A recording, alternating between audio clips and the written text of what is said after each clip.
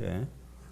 그 고기를 여러분 교회 사정에 맞게 좀 요리를 하시면 아마 더 맛있는 요리가 안 될까 그렇게 생각이 되네요. 그렇게 해서 또 그건 내가 판권 시비 안 할 테니까 필요하신 대로 잘 사용하시고 또 다음 주 설교하시면 다 똑같은 거 아닌가 모르겠네. 예, 근데 하여튼 처음에는 모방을 좀 많이 하십시오. 모방을. 자, 이제 오늘은 두 강좌 동안에 이게 남아있는 얘기들, 지금까지 한 얘기 못지않게 아주 중요한 그런, 내용들인데, 한번 좀 같이 보도록 합시다. 이제 34페이지에 적용에 관한 얘기입니다.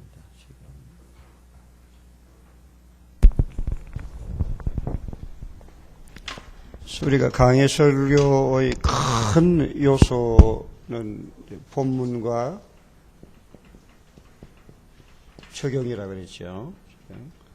좀 나누면은 물론 이제 이 본문 안에는 또 해석적인 부분을 같이 포함이 이제 다 되는 거고, 이제 그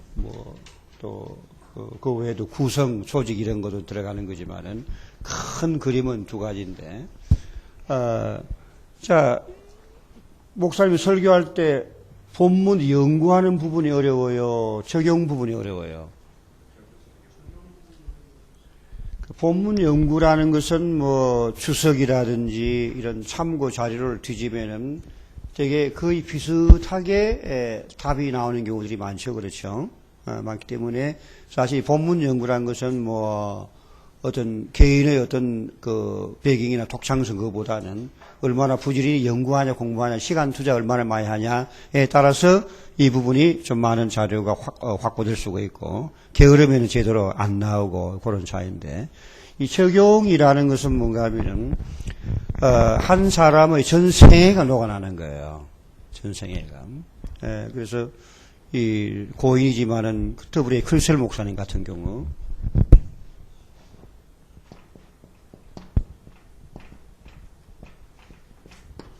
미국의 아주 거물권 목사님이었죠. 그렇죠.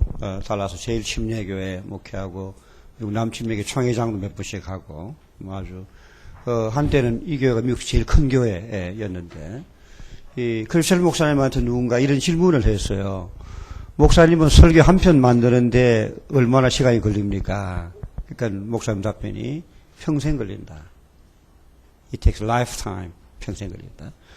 평생 걸린다는 말은 이게 이제 그 설교 속에는 그 사람의 전생애가 녹아 있다는 그런 의미겠죠. 이 적용이라는 것은요, 적용이라는 엄밀히 말하면 이것을 가르치기가 어려워요. 적용은. 왜 적용을 가르치기 어려운가 하면은 적용은 그 사람의 교육이라든지, 그 사람의 배경이라든지, 그 사람의 영성이라든지, 그 사람의 경험이라든지 이런 모든 것들이 전부 다 반영되는 것이기 때문에 사람마다 교육 배경, 교육이 다르고 배경, 환경, 경험이 다른데 어떻게 이 획일적으로 가르칠 수 있겠습니까? 가르칠 수가 없죠. 근데 여기서 우리가 할 수 있는 건 뭔가 하면은 이 적용을 어떻게 하면 좀 더 효과적으로 잘할 수 있냐 이것을 얘기할 뿐이지 적용을 모르는 사람은 적용을 가르칠 수는 없는 겁니다. 이미 우리가 여러 가지 샘플 통해서 이 부분을 많이 얘기가 된 걸로 알고 있기 때문에 어떻게 하면 좀 더 효과적인 적용이 되는 거냐 하는 부분을 우리가 여기서 좀 얘기를 하게 될 겁니다. 여기 스펄전 목사님이 이런 유명한 말을 했는데 거기 뭐라 했습니까? Where the application begins, there the sermon begins. 적용이 시작되는 곳에서 설교가 시작이 된다. 요 말을 액면 그대로 받아들이면은 적용 없으면 설교가 아니라는 얘기, 시작도 안 됐다는 얘기지, 안 됐다는 얘기. 그리고 라메시 리처드 강해 설교 7단계라는 책이 있죠. 라메시 리처드. 지금 달라스 신학대학원에 좀 교수로 있는 분인데 이런 얘기했어요. 적용이 없는 성경 강해는 영적 변비를 일으키게 되고 만다. 꽉 막혀가지고 진행이 안 돼 버리는 겁니다. 자, 그럼 적용은 뭐냐?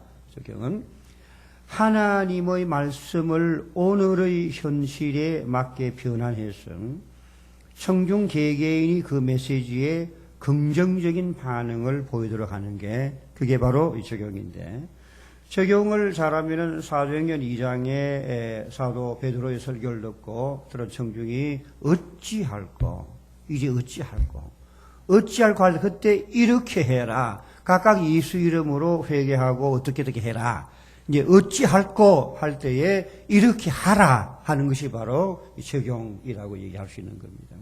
적용을 제대로 하면은 어떤 결과가 오는가 하면요, 설교 들은 분들이 뭔가 하면은, 목사님 어쩌면 내 옆에 딱 맞는 말씀을 주시네요.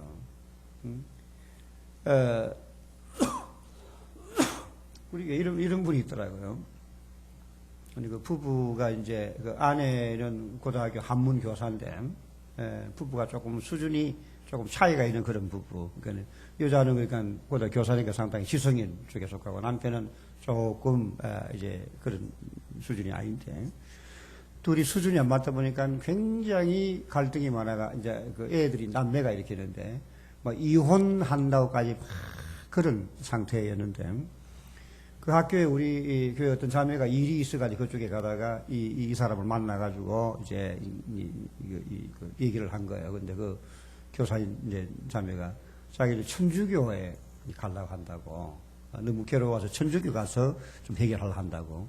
그러니까 우리 그 자매가 하는 말이, 그 천주교 자매가 지혜롭게 전도를 잘한 겁니다. 그래서 천주교 가긴 가는데, 지금 우리 교회에서 우리 목사님이 주일마다 1시에서 2시 사이에 예배 오라는 얘기가 아니고, 그 예배와 관계없이 그거는 누구나 올 수 있는 건데, 1시에서 2시 사이에 복음반을 10주 동안 공부하는 게 있다. 1시간씩 하는데, 일단 네가 꼭 10주만 들어보고, 10주로 천주교 가는 걸 몇 달만 늦추면 안 되겠냐. 그래서 10주 동안에 무슨 일이 생기면은 안 갈 수도 있는 거고, 그러나 뭐 별로 마음에 안 들면 10주 뒤에 천주교로 가면 어떻겠냐. 그러니까 합리성이 있는 것 같아가지고, 이제 그 교회는 안 오고 그 복음반에 와서 처음에 이제 강의를 듣고, 그리고 저기 하나님 없다고 말하기 전에 이 책도 가서 읽고, 그 다음에 강의 2번 듣고는 그 다음에 3번째는 주일날 예배를 오더라고. 예배 오더만은 바로 그 주일에 이 자매가 주님 만나고 구원을 받았어요. 복음반 들은 거하고 설교하고 들으면서 이 자매가 구원을 받아가지고 이제 사람이 완전히 바뀌어버린 거예요. 그러니까 이혼한다 하다가 뭐 이혼도 이제 끝나버린 거고. 그러면서 이제 처음에 그 남편 이제 뭐 당신은 교회 가라 그러더만은 아내가 사람이 바뀌어버리니까 남편이 슬슬 교회에 따라 이제 오는 거야. 네 남편 아니 믿음이 없으니까 어떤 때는 내가 설교하는 게 뭔가 하면은, 설교하다 보면 어떤 뭐 누가 이런 얘기 했다, 뭐 그런 말도 하고, 무슨 뭐 예수가 밥 먹여주냐? 예를 들어 그런 말, 꼭 누가 해서 그런 게 아니고, 보통 그런 말 하니까 나는 이제 뭐 예수 밥 먹여주냐? 그걸 밥 먹여준다. 우리 교회는 밥 먹여준다. 우리 교회는, 주일날도 오면은, 밥 주고, 또 우리는 엘림 쉼터라 그래가지고, IMF 때부터 시작해가지고 어려운 사람들 점심을 무료로 벌써 한 10년 가까이 되죠. 우리 점심을 공짜로 준다. 예수 밥 먹여준다. 뭐 이런 얘기를 하는데, 이제 아마 부부간에 그런 얘기를 했는가 보지. 뭐 예수가 밥 먹여주냐? 하는데. 그러면서 하는 말이 뭔가 하면은, 당신이 목사님한테 다 고사질라 했냐? 그래서 처음에는 그런 오해도 있었어요. 나중에 뭔가, 그게 아니구나. 이게, 그래서 무슨 할 일이 없으니까 그걸 목사한테 고사질하고 목사가 그런 얘기 하겠어요. 근데 하여튼 설교가 적용이 잘 되면은, 그러니까 뭔가 하면은, 듣는 사람이 바로 내 사정을 그냥 다 알듯이 얘기하는구나. 어떤 때는 오해도 받을 수가 있어요. 있지만 그거는 조금 뒤면 풀려나가는 것이고, 그 설교가 적용이 잘 될수록 뭔가 하면 듣는 사람이 바로 나한테 딱 맞는 말씀이다. 어쩌면 나한테 필요한 걸 그렇게 잘 주시느냐. 이런 반응이 오는 거고, 적용이 시원찮으면, 그건 나하고는 상관이 없구나. 우리 시어머니가 이 말씀을 들어야 된다 말이지. 우리 남편이 왜 오늘 안 하냐 하면서 자꾸 이제 그 말씀을 다른 쪽으로 얘기하고, 요거 협교해서 들어야 될 건데, 이런 식으로 자꾸 화살을 다른 데 돌려버리는데, 적용을 바로 하면은 바로 나를 위한 거라는 이런 그 반응을 받는 성도들이 많아지는 겁니다. 많아지는. 예, 그러니까 그 설교 끝나고 난 다음에 이제 나중에 피드백 같은 거 받아볼 때 정말 나한테 딱 맞는 설교다 하는 반응이 많으면 적용이 상당히 잘 되고 있다고 생각을 하면 되겠죠. 여기 워렌 윌스비 목사님이 디모데후서 3장 16절하고 연관해가지고 이렇게 얘기하고 있는데, 성경 목적은 교훈, 책망, 바르게 함, 의료 교육하는 건데, 교훈은 뭐냐? 교훈은 what is right. 옳은 것이 뭐냐? 옳은 게. 그것을 말하는 것이 교훈이고, 그 다음에 책망은 what is not right. 옳지 않은 게 뭐냐? 잘못된 게 뭐냐는 걸 보이는 것이 책망이고, 그 다음 바르게 하면 how to get right. 잘못된 데 있다가 어떻게 하면 바른 대로 돌아오냐 하는 것이 이것이 이제 바르게 함이고, 그럼 의로 교육하는 건 how to stay right. 어떻게 하면 지금 내가 바른 길에 있는데 계속 그 길에 머물러 있냐 하는 것을 얘기하는 것이 의로 교육합니다. 그렇게 설명해야 되는데 상당히 일리가 있는 설명이라고 봐지죠. 그러니까 적용은 이 네 가지 영역이죠. 그렇죠. 어떤 때는 교훈, 옳은 게 뭔가 이렇게 해야 된다. 이 성도들이 의무 같은 거 이게 옳은 길이다 이게 그런 내용도 있고, 어떤 때는 책망이 있죠. 설교 중에 칭찬만 있는 게 아니라 설교 중에 책망도 있죠. 책망도 그러니까 사랑으로 하게 되면은 책망을 받아들이는데 이제 이것을 감정풀이하는, 그러니까 그 얘기했죠. 이 책망의 설교하고 치는 설교, 까는 설교는 다르다 그랬죠. 치고 까는 설교는 뭔가 하면 이거는 사랑을 하는 것이 아니라 감정풀이기 때문에 이거는 사람을 더 악화시켜버리고 마는 거죠. 그래서 이 성경 목적 중 하나가 책망이 있습니다. 책망이. 나는 이제 이런 얘기를 가끔씩 하는데, 교회에서 설교할 때 그런 얘기해요. 설교 말씀 중에서 이제 어떤 때는 위로가 되고 격려가 되지만 어떤 때는 뭔가 하면은 나한테 아픔을 주는 설교가 있어요, 없어요? 있죠, 그랬죠? 따끔따끔한 설교가 있죠, 그랬죠? 자, 여기 지금 이런 맨살에다가 알코올을 바르면은 아파요, 안 아파요? 전혀 안 아파요. 안 아픈 여기 지금 상처가 났을 때 알코올 바르면은 아파요, 그렇죠? 그러니까 지금 나한테 무슨 이게 말씀을 아프다는 말은 뭔가 하면은 이게 지금 내 마음에 뭔가 문제가 있다는 얘기 하거든요. 문제가 없으면 아프지 않아. 그 부분이 아프지 않은데 문제가 있으면 아프거든요. 그럴 때 반응을 제대로 해라. 그러니까 그럴 때 뭔가 하면 목사가 날 친다. 그러면 당신 시험 들어버리고 당신 인생은 엉망되어 버린다. 목사가 비록 친다 하더라도 그거는 목사와 주님과의 관계고. 그러니까 당신은 말씀 들을 때 뭔가 하면은 하나님께서 목사님 통해서 나한테 필요한 것을 말씀하신다. 그렇게 받을 때 당신 인생 복된 인생이 된다. 그런 얘기를 가끔씩 하는데, 그러니까 요 따끔한 그런 말씀 들을 때 잘못 반응하면은 이거 완전히 이 신앙이 나가 떨어져 버리는 그런 결과가 올 수 있는 거죠. 하여튼 말씀 중에는 아프게 하는 그런 말씀이 있고, 또 하나는 뭔가 하면은 내가 지금 잘못되어 있고 내가 주님과 관계가 어그러지는데 어떻게 하면 주님께 바로 돌아가냐, 어떻게 회복하냐 하는 그런 내용도 있잖아, 설교도. 그렇죠? 그리고 어떤 때는 뭔가 하면 이 길을 계속 잘 걸어가라 하는 이런 내용들이 있는데, 이 모든 것이 성경의 목적에 속하는 것이니까 적용할 때 이런 게 다 포함이 돼 간다는 얘기죠. 자, 이제 메시지를 나는 그 둘로 좀 구분하는데, 한 가지는 뭔가 하면은 예언자적인 메시지와 한 가지는 선지자적인, 제사상적인 메시지를 구분하는데, 자, 우리가 알다시피 선지자는 어떤 사람입니까? 하나님께 부름받아서 하나님의 편에서 사람들에게 당신 말씀을 대변하는 사람이 선지자고, 제사장은 사람 가운데서 아론의 이 후손들 가운데서 나와가지고 인간의 약점과 인간의 죄와 인간의 허물과 인간의 아픔을 가지고 재물을 가지고 주님께 나가는 사람이, 그 사람이 제사장이죠. 그렇죠? 설교도 뭔가 하면은 선지자적인 설교는 뭔가 하면은 이 책망하고 심판적인 그런 설교가 있습니다. 선지자 설교들은 그런 쪽이 일반적으로 맞아요. 물론 위로도 있지만 되게 뭔가 하면은 회개해라. 회개 안 하면 망한다. 끌려간다. 죽는다. 심판 받는다. 하는 그런 부분들이 선지자 메시지의 주류죠. 그렇죠? 주류인데, 그러니까 설교 중에 그런 설교들이 있습니다. 그런데 어떤 설교는 뭔가 하면은 인간 편에 서서 그 약함을 함께 공유하고 나누고 함께 아파하고 그렇게 함으로써 위로하고 격려하는 그런 메시지가 있단 말이죠. 지금 저도 이렇게 쭉 돌아보면은 이 젊은 시절에는 선지자적인 메시지가 좀 많았던 것 같아요. 젊은 시절에는.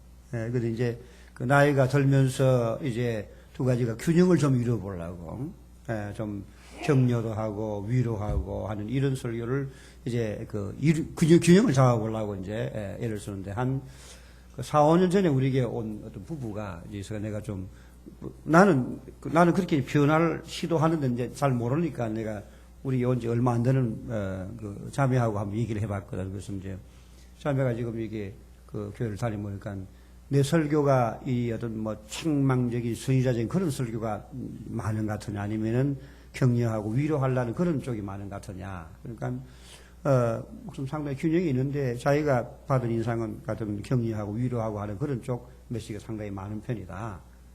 그래서 이제 내 변신이 어느 정도 성공을 하고 있구나 하는 생각을 하게 되는데 한쪽에 치우치지 말고 특별히 이 제사장기 메시지를 요즘 이 치유 설교라든지 내적 치유 상담학적인 그런 이제 그 설교를 강간하는 분들은 되게 제사장적인 메시지를 강조하는데 한쪽으로 치우치는 곤란하고 두 가지가 균형을 이루면 좋을 것 같습니다. 여러분은 주로 어느 쪽에 많습니까? 막 같은 심판, 죄, 막 징계, 정죄, 막 이런 쪽이 많습니까? 아니면은 고통 중에 있는 사람들을 위로하고 격려해주고 세워주고 하는 이런 부분이 많나요? 아니면 적절한 균형을 이루고 있나요?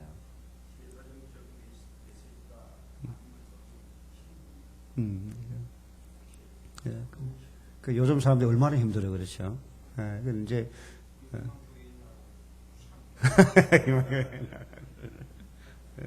그러니까 하여튼 균형을 이루면 좋을 것 같습니다. 균형을요. 그래서 이제 이 개사장이 그런 메시지가 왜 필요한가 하면 사람들이요 아픔을 가지고 있고 고통 가지고 있을 때 그걸 목사님이 강단에서 대신 말해주면은 목사님 우리 아픔 아는구나.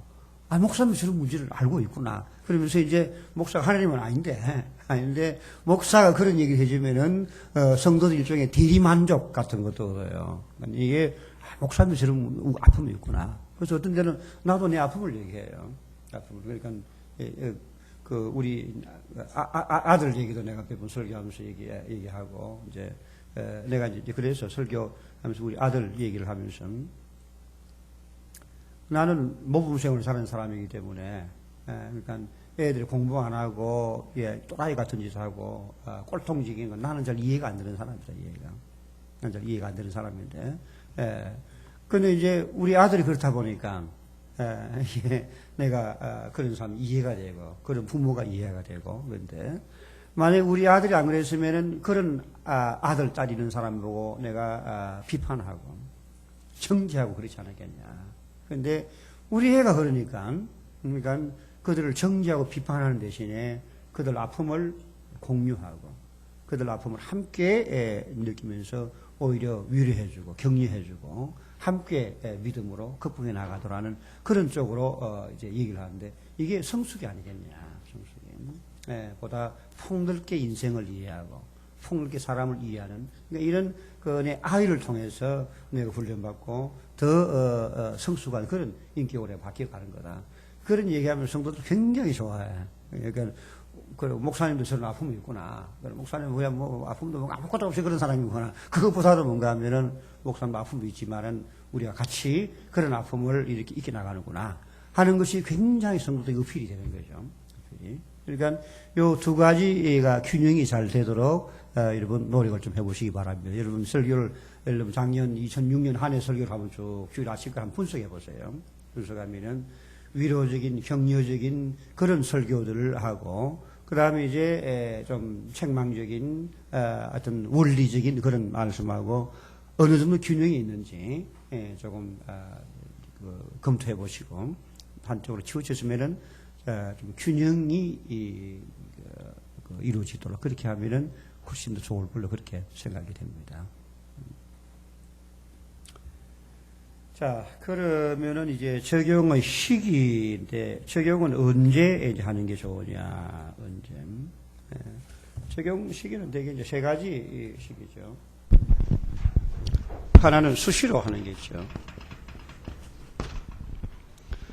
수시로 한다는 건 뭔가 하면 어떤 진리가, 원리가 선포되면 바로 적용하는 그런 식인데, 요거는 좋은 점도 있고 안 좋은 점도 있는 게, 좋은 점은 뭔가 하면은 말씀 있고 적용을 바로 하니까 말씀이 딱딱하든 지겹다니 그런 생각을 할 겨를이 별로 없죠. 그렇죠. 말씀을 하면 바로 적용이 들어가니까. 그거는 좋은 점인데, 안 좋은 점은 뭔가 하면 적용이 너무 흩어지고 여기서 너무 산만해. 산만해가 설교 안에 적용이 너무 많아버리면 나중에 듣는 사람이 뭘 내 마음에 담아가야 되느냐.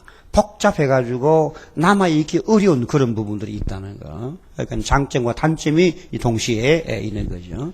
그 다음에 또 한 가지는 뭔가 하면은 설교 맨 끝에 하는 겁니다. 설교 맨 끝에. 설교 맨 끝에 하는 거는 이제 이거는 구성을 어제 얘기했듯이 귀납법으로. 그러니까 처음에가 이 본문, 그 다음에 원리, 그 다음에 적용. 이렇게 하면은 설교 맨 끝부분에서 적용을 하게 되는 거죠. 오리지널 귀납법꼴로 하게 되면은. 요거는 또 장점과 단점이 있다 그랬죠. 까딱 잘못하게 되면은, 앞에 2대지까지는 상당히 재미없는 설교가 되고, 여기서만 들을 만한 설교 돼가지고, 설교 축술 가능성도 굉장히 있으니까 상당히 유의해라. 본문 설명을 아주 창의적으로, 잘할 수 있는 사람 같으면은 문제가 없어요. 그렇지만 그렇지 않으면은 요 방법은 위험성이 있다고 얘기했죠. 기억나십니까?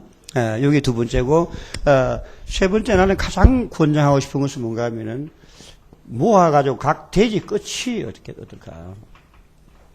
크게 두 번 또는 한 세 번 정도. 대지가 두 개면은 크게 적용을 두 가지 초점 맞추고, 대지가 셋이면은 세 가지. 너무 많이 해버리면은 산만하니까. 그리고 성도들 너무 많은 얘기를 다 담아가기 어려우니까, 한 두 가지. 그러니까, 지금 우리 같이 구성하면은 본문 설명한 다음에 적용이 나오고, 본문 적용 나오니까, 대지가 둘이면은 큰 적용이 두 가지 또는 한 세 가지인데, 그 정도로 담아가도록 하는 것이 제일 좋지 않겠냐. 요거는 각자가 그때그때 필요에 따라서 선택해서 할 수 있을 거라고 생각이 됩니다. 자, 적용의 직접 적용이 있고 또 간접 적용이 있는데, 직접 적용이라는 건 뭔가 하면은 청중이 필요로 하는 것을 이제 바로 얘기하는 건데, 한 가지는 명령식이 있죠, 명령. 전도합시다. 우리 이제 함께 기도에 우리의 모든 것을 투자합시다. 또 이렇게 함께 권고하거나 명령하는 그런 방식이 있고, 두 번째는 설의법. 설의법이라는 뭔가 하면 답을 알지만은 침짓 질문하는 그런 형태가 설의법, 그렇게 얘기하죠. 그래서 이제 다 알지만은 질문을 하는 겁니다. 마태복음 25장 같으면은 혹시 여러분들은 하늘나라에서 받은 종같이 그렇게 주님 일을 하고 있지 않습니까? 답은 이미 다 알지만 이렇게 질문을 던져가지고 적용하는 방식이 있고, 세 번째는 과장법이죠, 과장법. 가끔씩 과장법 쓸 필요가 있습니다. 성도 여러분들이요, 우리가 복음을 가지고 온 천하를 뒤흔들어 놓읍시다. 어떻게 천하를 뒤흔들겠어요? 근데 성경에서 이런 말 나와요. 천하를 어지럽게 하는 데는 그런 말 하니 과장법이죠, 그렇죠? 과장법인데, 여기 가끔씩 과장법 쓰게 되면은 이 잠자는 영혼을 일깨우는 그런 역할을 하죠. 요런 세 가지를 잘 섞어 쓰게 되면은 좋고. 그 다음에 간접 적용은 뭔가 하면요. 간접 적용은 요거는 직접 적용보다 조금 수준이 높은 적용인데, 이제 그 비율은 간접 적용과 직접 적용을 적절히 섞어서 쓰면은 좋을 것 같은데, 간접 적용은 성경 보고 직접 하라고 얘기하는 게 아니고, 다른 것을 가지고 은근히 적용하도록 하는 건데, 그 중에 대표적인 게 예화지요.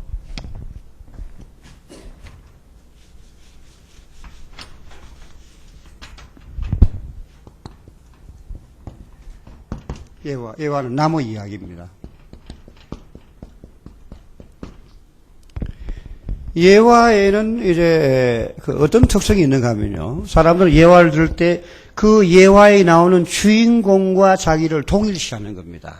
동일시해가지고 예화에 나온 주인공이 정말 믿음으로 탁 살아가지고 주님께 정말 인정받고 축복받는 그런 사람이 같으면 나도 저렇게 돼야지. 나도 저 인물가 돼야지. 직접 저 사람까지 되라고 얘기 안 해도 그 사람을 얘기함으로 성도들이 뭔가 하면은 자기와 그를 동일시해가지고 그렇게 되고 싶은 마음이 생기게 하는 간접 적용이죠. 또 어떤 경우는 뭔가 하면 이 주인공이 아주 불순종하고 그렇게 해가지고 징계받고 그냥 쪽박차고 한 그런 사람 얘기하면 아이 나는 저렇게 안 할래.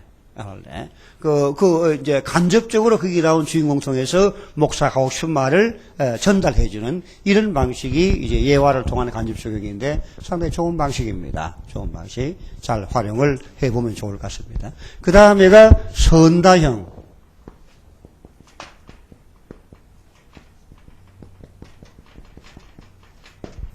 선다형은 여러 가운데 하나를 택하도록 하는 거죠. 택하도록. 목사님이 답을 알고 있지만 목사가 택하지 않는 거예요. 그러니까 직접적이고 목사가 다 적용을 다 이미 해줘버리는 건데 간접적이고 목사가 택하지 않고 맡기는 겁니다. 자, 예를 들면은 마태복음 7장에 좁은 길, 넓은 길 이런 거라면은 이렇게 할 수 있겠죠. 오늘 여러분 앞에 두 길이 있습니다. 한쪽 길은 좁은 문으로 들어가서 걸어가는 좁은 길인데 그 길은 외로운 길입니다. 인기 없는 길입니다.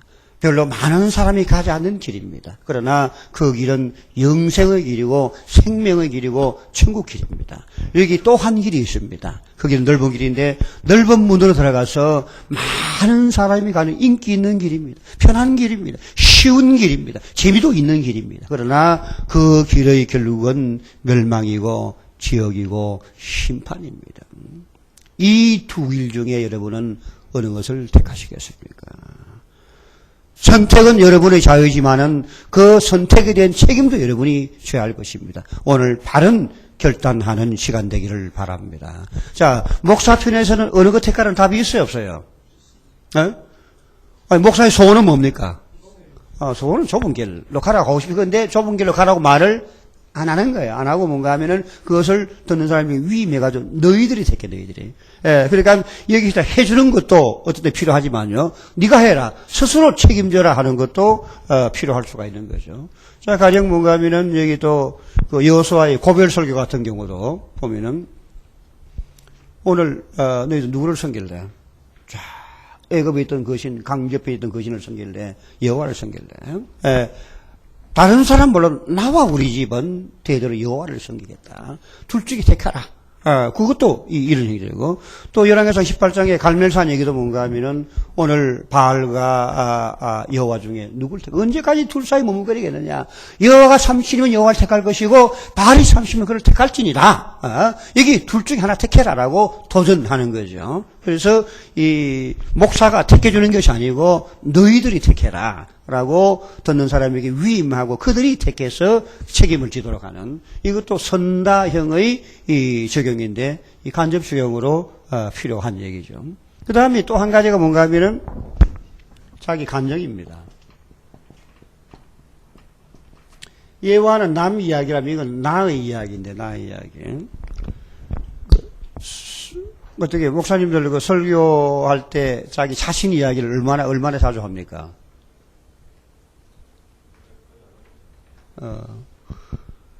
거의 뭐 안 하는 것도 그렇고 너무 자주 하는 것도 그렇고 그것도 한쪽으로 치우친 것 같은데 어떤 분들은 그냥 설교할 때마다 단골 메뉴로 자기 집 얘기, 처갓집 얘기, 시골의 할머니, 할아버지 집 얘기, 심지어는 우리 집 고양이 얘기까지도 그냥 단골 메뉴로 맨날 우리 집 얘기하는 그거는 식상하는 겁니다. 식상. 그렇다고 자기 얘기를 전혀 안 하는 것도 그렇고 성도들은요. 목사님들이 이제 사무석에서 뭔가 어떤 거 실패한 거라든지 이런 얘기하면 참 좋아합니다. 한번 실패한 거 아주 이게 이 특별한 경험 같은 거 얘기하면 참 좋아해요. 참 좋아하는데. 그러니까 이 성공했던 것도 좋지만은 실패했던 경험이 더 좋은 경우가 많아요.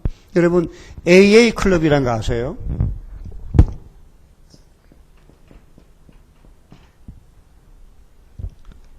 Alcoholics Anonymous라는 건데, 그러니까 뭐랄까, 무명의 알코올 중독자들, 그러니까 알코올 중독자들이 어디서 치유받는 거냐, 치유받는 게, 교회와가 치유받기보다도, 물론 교회와가 주님 만나면 치유받지만은, 그보다 1차적으로 어디 가는가 하면 AA 클럽은 뭔가 하면은, 여기 알코올 중독자들이 모이는 거죠. 중독자이면서 알코올을 끊어보려고 하는 사람들이.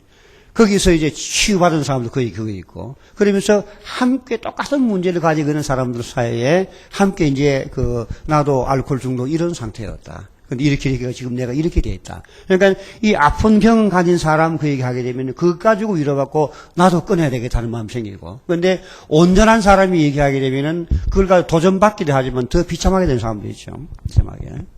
이제 그래서 목사도 그러니까 뭔가 하면 어떤 성공한 거, 승리한 걸 얘기하면 물론 어떤 때 그것 가지고 도움 될 수도 있어요. 그런데 실패했거나 실패의 어떤 기로에 서 있다가 정말 성공해서 그런 이야기가 되면은 성도들이 스릴을 느끼게 되는 겁니다.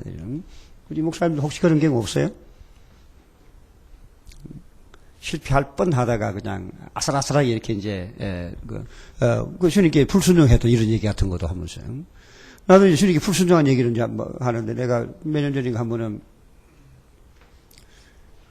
충부 이제 고속, 우리 신학이 이천이니까는 충부 고속은 이제 자주 왔다 갔다 하는데, 차를 몰고 이렇게 이제 가는데 충부 2터널인가 바로 입구, 터널 바로 입구 쪽에 어떤 부부가 옆에 차를 세워놓고 거기 있더라고. 그래서 내가 보니까 차가 고장이 난 것 같아. 고장 나가지고 그 부부가 거기서 차를 이제 태워달라고 써 있는데, 멀리서 보면서 뭔가 하면 주님께 마음속에 뭔가 저 사람을 태워주라. 이게 난 길에 참 잘 안 태워주는데, 그런 좀 태워줬다고 무슨 일 당할지 모르는데, 또 부부고, 그러니까 비교적 안심이 되는 사람들 안에 계셔 그렇죠. 그래서 그런지 하여튼 마음속에 뭔가 태워줘라. 근데 그것도 그냥 보통 태워줄까 정도가 아니고 아주 강하게 태워줘라. 성령께서 말씀하시고 느꼈는데, 예수님 제가 태워주겠습니다.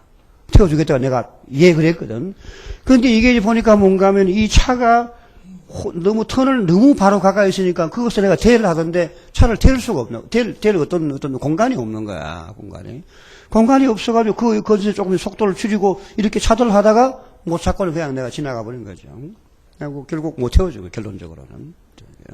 태워주겠다 하고는 못 태워준 건데, 이게 꽤 시간이었는데, 지금도 내 마음은 그때 주님께 불순종한 것이, 하겠다고 해놓고는 순종을, 어쨌든 간에 결과적으로 못한 거니까, 그게 지금도 마음에 걸리는데, 아마 주님께서는 그 부부를 날 통해 뭔가 도울 일이 있었을 거로 생각이 돼요.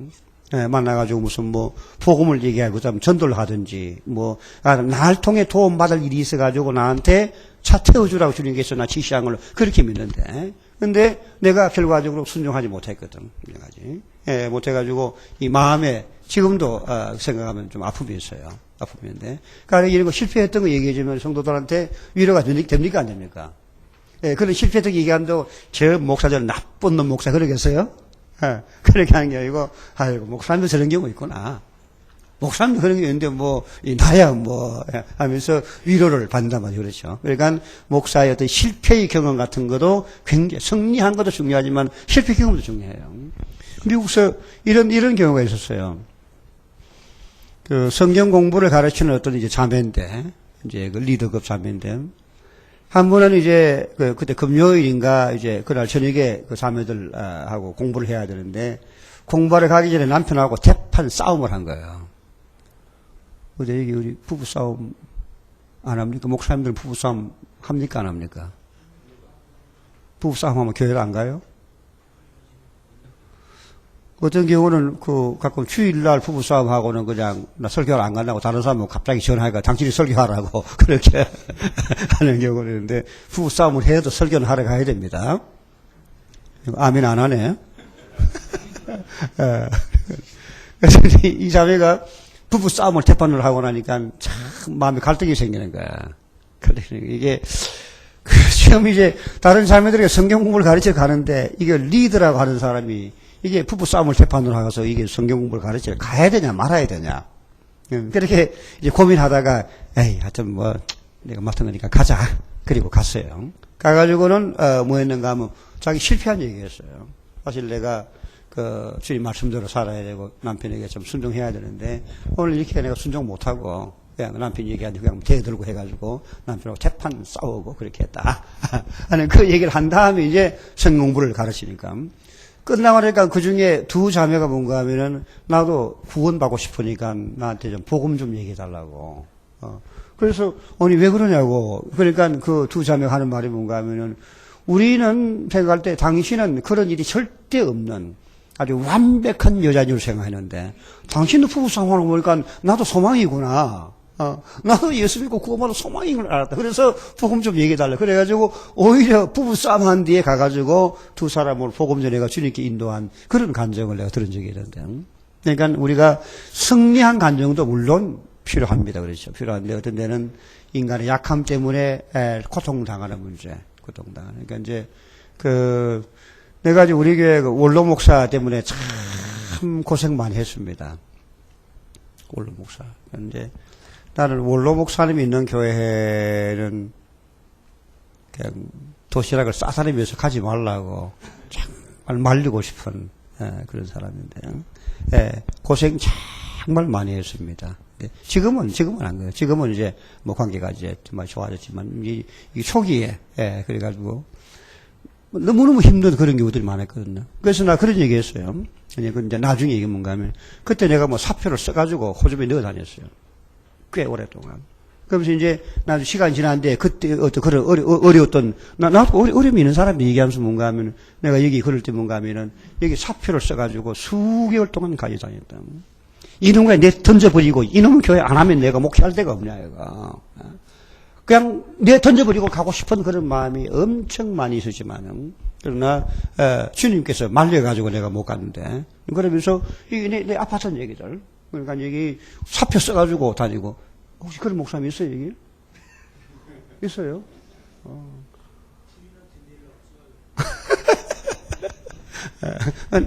호주머니에 옷 갈아입을 때마다 호주머니 집어넣고 해가지고 약간 하여튼 상당히 오랫동안 사표를 써가지고 가야 다녔어요.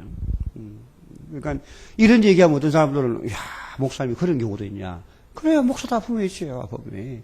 이런 목사의 아픔, 어떤 고통을 이렇게 공유할 때 그때 성도들이 목사를 욕하고 비판하기보다는 뭔가 하면은 이제 같은 생각을 가지게 되고 하나구나 하는 그런 생각을 가지게 될 겁니다. 그러니까 자기 감정, 삶에서 겪었던 아픔들, 고통들 이런 걸 나눌 때, 그러니까 사람들은 뭔가 하면은, 어떨 때 격려받고 위로받는가 하면은, 승리한 얘기 들을 때 위로받는 게 아니고, 승리한 얘기 들을 때 어떤 좀 화가 나기도 하고, 좀 좌들 때, 그런데, 실패한 얘기 통해서 사람들이 위로를 훨씬 더 많이 받습니다. 많이 받으니까, 그 얘기만 하라는 얘기는 아닙니다. 아니지만은, 적절할 때, 이 자기 감정을 잘 쓰게 되면은 굉장히 좋은 적용이 된다는 것을 좀 기억을 하기를 바랍니다.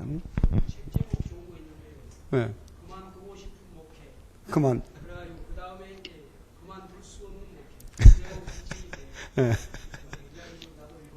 목회. 그만두고 싶은 목회. 자, 그만두고 싶은 목회. 그 책 한번. 한 책이에요. 그만두고 싶은 목회. 그런데 그만둘 수 없는 목회 한 책인데. 아주 위로와 정말 눈물 출판사 어디 앞에 나가서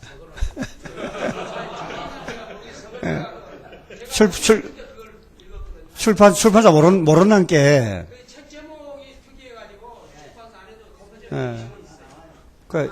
잊어버렸어. 다시 한번. 그만두고 싶은 목회. 그만둘 수 없는 목회.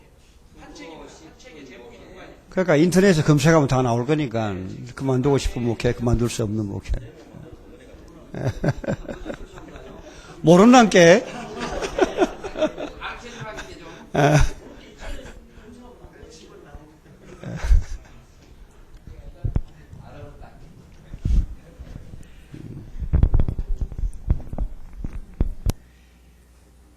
자, 이제 적용의 원리들을 좀 몇 가지 나누어 보겠는데요.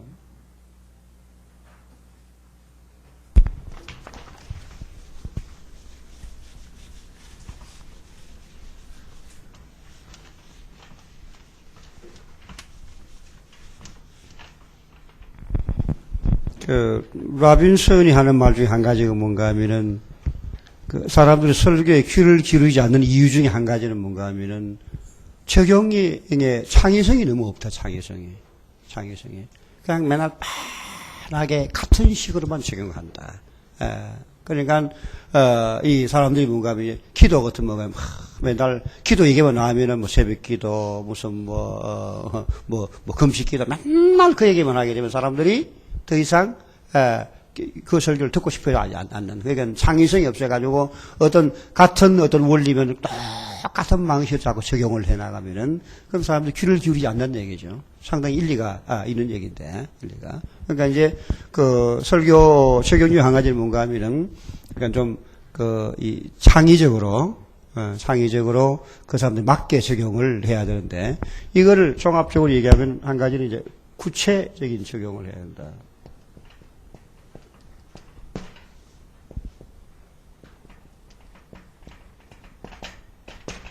be concrete, 구체적이다.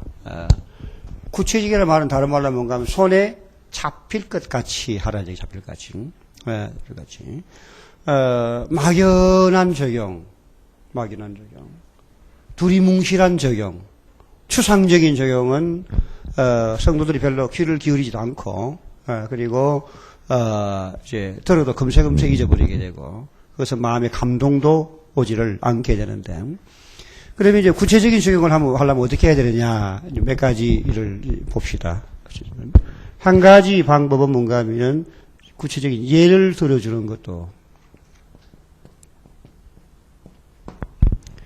예라는 것은 꼭 실제 있던 사건이 아니라도 이거는 여러 가지 소스가 있는데 자연 속에 나올 수도 있고 어떤 만들어낼 수 있는 경우도 있고 관찰만 제대로 하면 나올 수 있는 경우들이 굉장히 많이 있는데 내가 이런 얘기했죠. 추상적인 진리를 바로 이해했냐 안 했냐는 거 어떻게 안다 그랬죠? 추상적인 진리를 바로 이해했냐 안 했냐는 것은 그 진리에 대해서 구체적인 예를 들어줄 수 있어야 그 진리 바로 이해했다라고 할 수 있는 거죠. 그러니까 평소에 이런 버릇이 잘 돼 있으면 뭔가 하면은 설교 추상적인 어떤 얘기한 다음에 꼭 이 얘기가 아주 길 필요가 없어요. 단 몇십 초 짧은 거라도. 그러니까 설교 특별히 뭔가 그러니까 설교 본문이 추상적인 본문 예를 들면은 교문학 같은 거는 짤막한 예나 예화들이 많이 들어가는 게 좋아요. 그래야 덜 지겨워요. 안 그래도 추상적인데 이게 추상적인 얘기만 쫙 나오면 지겨워가지고 사람들이 설교에 귀를 기울이지 않거든요. 그러니까 중간중간 짤막한 예나 예화 같은 게 좀 여러 개 들어가게 되면 사람들이 지겹지 않게 이제 들게 되는데 저기 우리 김 목사님은 부흥 강사님이라고 그러는데 부흥사의 특징 중에 하나 그거 아닙니까? 그냥 얘기를 구수하게 재밌게 잘해가지고 시간 가는 줄 모르고 보통 부흥회는 2시간, 3시간 안 해요? 우리 김 목사 몇 시간 합니까? 1시간 반씩 가봅니까? 나도 다른 데 집회 갈 때는 그냥 1시간 정도, 우리 교회에서는 30분 하는데 집회에 갈 때는 1시간 정도 설교하는데, 한 번은 어떤 교회 갔더만 마지막 날 하여튼 마음대로 한번 해보라고, 마음대로 해보자 하니까 2시간 반, 했는데, 더 하려면 한 3시간까지 할 수 있겠더라. 근데 한 2시간 반쯤 돼가지고 끝냈는데, 나도 2시간 반까지 할 수 있나. 실력이 없어가 오래 못할 줄 알았는데, 해보니까 2시간 반까지 나도 되더라고. 2시간 반까지. 근데 이제 부흥사가 되려면 가장 중요한 게 뭔가 하면은, 이 회중을 손에 쥐고, 쥐락펴락 할 수 있어야지. 그거 잘 못하면은 부흥사는 어렵죠. 그렇죠. 그러니까 이제 이 사람들이 뭔가 하면 중간중간 이런 어떤 예화라든지 어떤 이런 것들을 잘 들어주기 때문에 시간 가는 줄 모르게 하는데 단지 이제 좀 아쉬운 것은 우리 김 목사님 잘 모르겠습니다만은 설교 내용이 너무 없어가지고 그냥 실컷 웃고 나면 나중에 뭐 들었는지 모르겠다. 이거 완전 코미디 보라고 하는 거지 말씀 들으러 왔는지 이게 뭐 하는 건지 모르겠다. 이런 얘기들을 많이 하는데 김 목사님은 아니겠죠?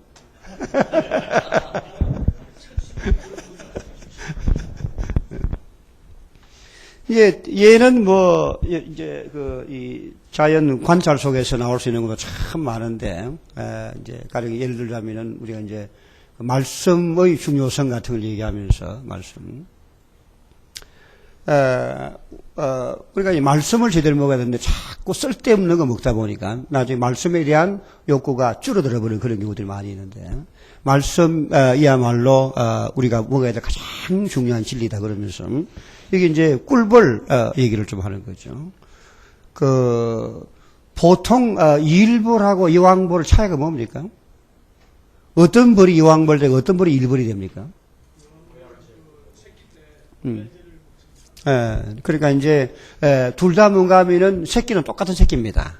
똑같은 새끼인데 여왕벌로 선택받은 벌은 로얄 젤리를 한 일주일 이제 정도 먹이면은 그 벌은 여왕벌이 되는 겁니다. 그 얘기하면서 뭔가 하면은 말씀이 우리의 로얄 젤리다. 그거 먹고 나면은 여왕 같은 사람이 될 수 있다든지, 예를 들면 자연 세계에서 있는 그런 얘기를 해나가다든지, 또 이제, 얘들은 생각가 많아요. 가령 뭔가 하면은 우리 성도들끼리, 갈라디아 6장에 그렇지 뭐, 서로 물고 먹으면 다 망한다 하는 말씀이지, 그렇죠? 물고 먹으면 다 망한다. 그런 말씀 있지요? 찾아볼까요? 안 찾아봐도 되겠죠? 갈라디아서 5장인가? 5장인가 어디 보면 하여튼 그 어디 그런 게 있어요. 이제 그런 거 얘기할 때 뭔가 하면은 멍멍이 말고 크랩 있죠. 개들은 잡아가지고 뭔가 하면 이렇게 바구니 넣는데 뚜껑을 안 넣으면 돼, 뚜껑을. 개는 잡아가 뚜껑을 안, 난 잘 모르는데 이쪽에, 이 바닷가 와 얘기하니까 혹시 망신당하는 거 아닌지 모르는데, 책본에 그렇게 돼 있더라고. 여기 혹시 바닷가에 뭐 그 경험 있는 분이 있어요?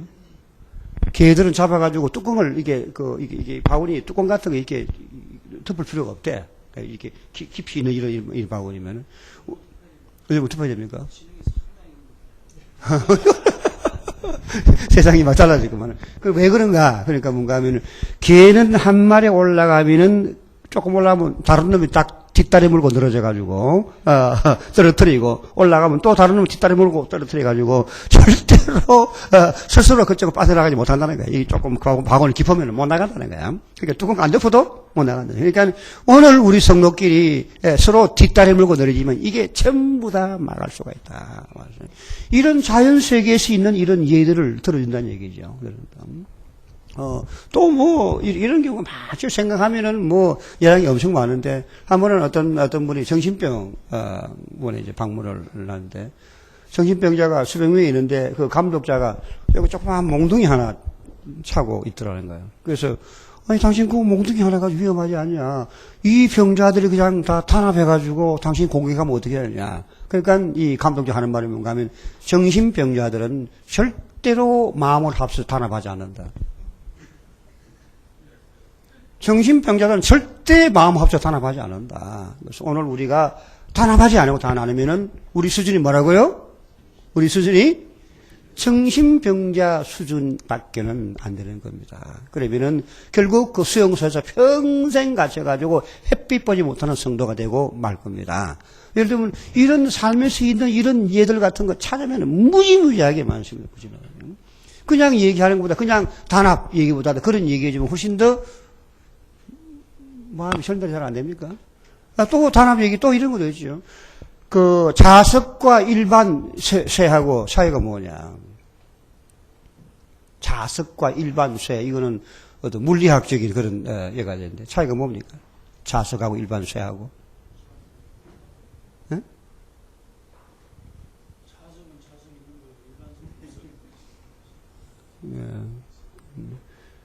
현문우답.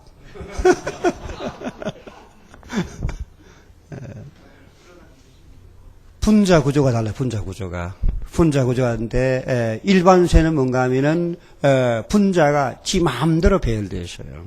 그런데 자석은 한쪽 방향으로 가지런하게 질서 있게 배열이 되어 있어요. 질서 있게.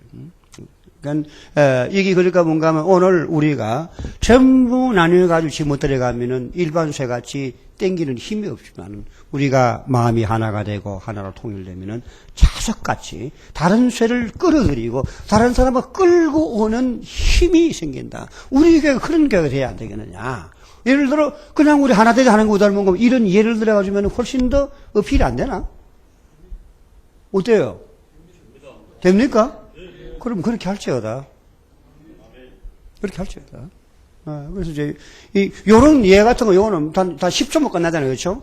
다 10초, 15초면 끝나는 얘기지만은, 그러나 그 10초, 15초의 예를 들어줌으로써 뭔가 하면은 내가 전하려는 그 진리를 훨씬 더 마음이 어필하게 전할 수가 있다는 얘기죠. 그러니까 목사님들이 뭔가 하면 그냥 무조건 설교하지 말고 이런 걸 자꾸 고민하며 설교하라고요. 그러니까 원고를 만들 때요. 그래서 여기 원고를 이렇게 만들었잖아요. 여기 이제 원고가 나가는데. 그냥 진리가 계속 나가면은 어떤 일이 생기냐면 진리에 질린다 그랬죠. 진리에 질리고. 그러니까 진리에 질리니까 진리만 계속 나가면은 진리에 질려가 사람들이 듣는다 안 듣는다? 아예 통째로 몽땅 안 들어버린다. 안 들어버린다. 몽땅 도매금을 안 들어버린다. 안 들어버리니까 내가 가지고 있는 목표 일부라도 성취하는 게 아니고 아예 0%가 성취돼. 0%가.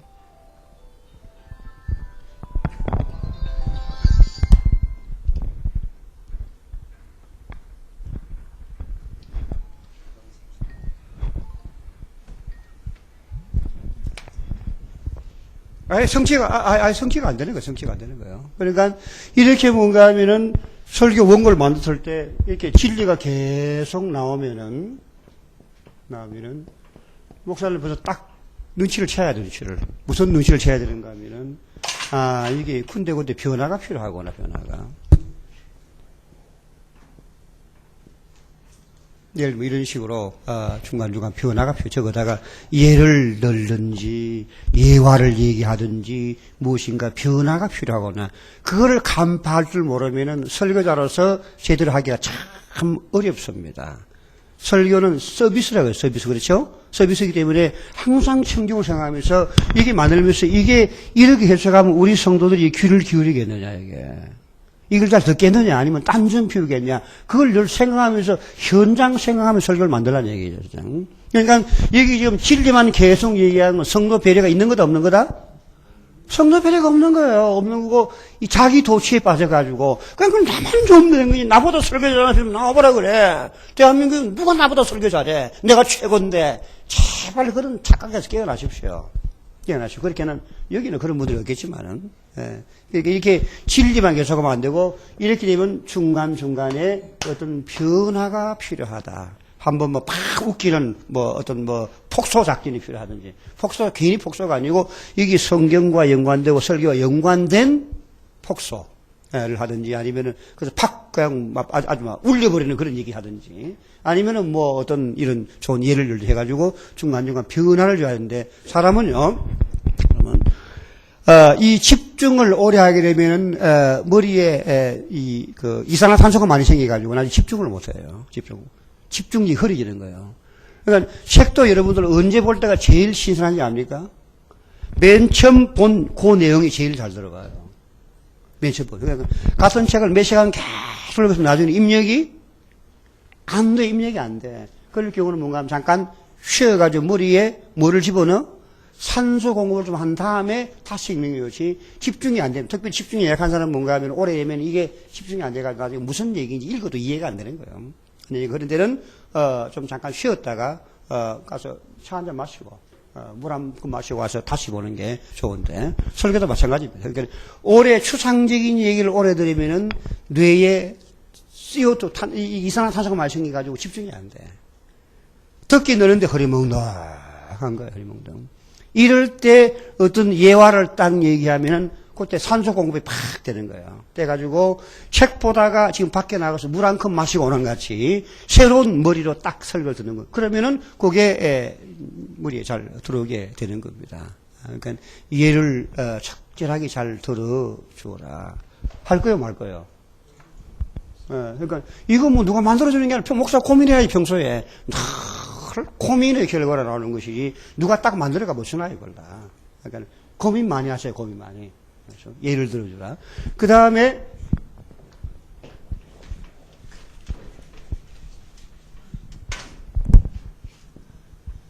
이거와 비슷한 게 또 예화인데 이건 두 개는 거의 비슷한 얘기. 예화는 실제 있었던 어떤 사건이죠. 그렇죠? 실제 있었던 어떤 사건 같은 것을 얘기해 줌으로써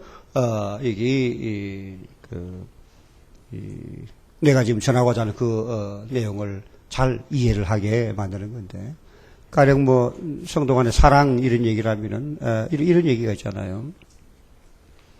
어떤 부부가 아이들 둘을 데리고 저기 이제 먼 이제 그 산악 지방으로 여행을 갔는데,